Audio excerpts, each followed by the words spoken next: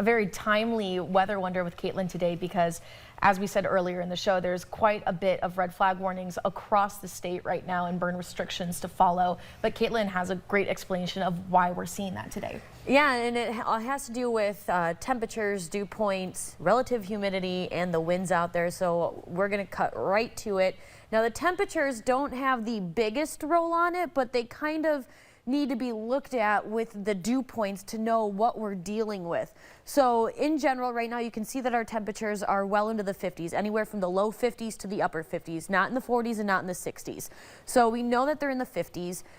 Dew point is what we look at to know how it feels outside. This is what we look at to know the comfortability outside.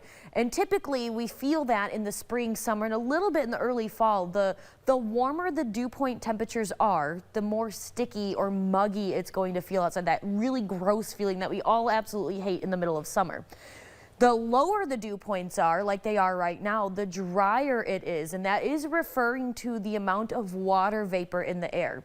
So as you saw, our temperatures anywhere in the low to upper 50s, and dew points are in the teens and 20s. This means that our relative humidity is sitting anywhere between 20 and about 40% out there. And I know you're going, well, we don't ever talk about relative humidity. I will touch on that because this is also important. Now, typically on average, we only look at dew point to, again, assess how comfortable it is outside. We look at relative humidity when we are looking at these burn restrictions, burn bans, and red flag warnings, because this gives you what it feels like relative to the outside air temperature. So again, keep that in mind, and I'll recap all of that in just a second here. You add those two things, meaning the dry conditions with the relative humidity, just again showing that it's dry out there, with these strong winds. Again, it doesn't matter what direction the winds are coming from with this specific scenario, meaning fire weather. What matters is how strong they are. The stronger they are, the worst case scenario it could be if we were to get a fire, which means you can see that these winds really strong, almost reaching up to 30 miles an hour in portions of the area. So the winds and the dryness out there are a huge factor in these fire danger and the burning restrictions. So this map right here, this is from the Minnesota DNR. This is the fire danger. And as you can see, all of southern Minnesota is ranging from high to very high fire danger out there. Now we take a look at the current burning restrictions. We are in this no open burning, but campfires are allowed right now. And again, if you are somebody that has a campfire, please keep it small and in a contained area. Whether you have some sort of fire pit or you dug a fire pit in your yard, it needs to be contained. Otherwise, we could see something like we saw on Sunday in Waseca, but maybe even worse out there. So why do we look at both dew point and humidity and not one or just the other? Dew point is the temperature the air needs to be cooled in order to reach a relative humidity of 100%. So that's talking about the air temperature cooling down to make it muggy out there.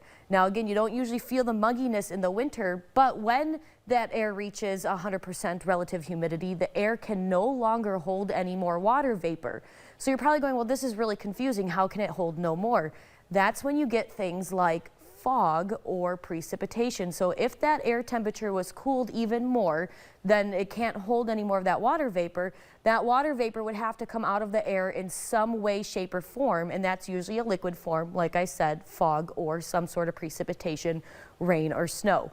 So when you have a lot of moisture out there and there's nowhere else for it to go, it creates that fog.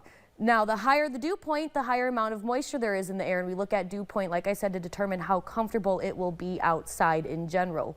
The relative humidity also measures water vapor, but relative to the air temperature. That's the important part, is that it's relative to the air temperature, not what we feel outside. So a quick synopsis of the dew point versus humidity: you take a 75-degree day and a 100-degree day, you have the same dew point of 70 degrees, but your relative humidity is going to be drastically different.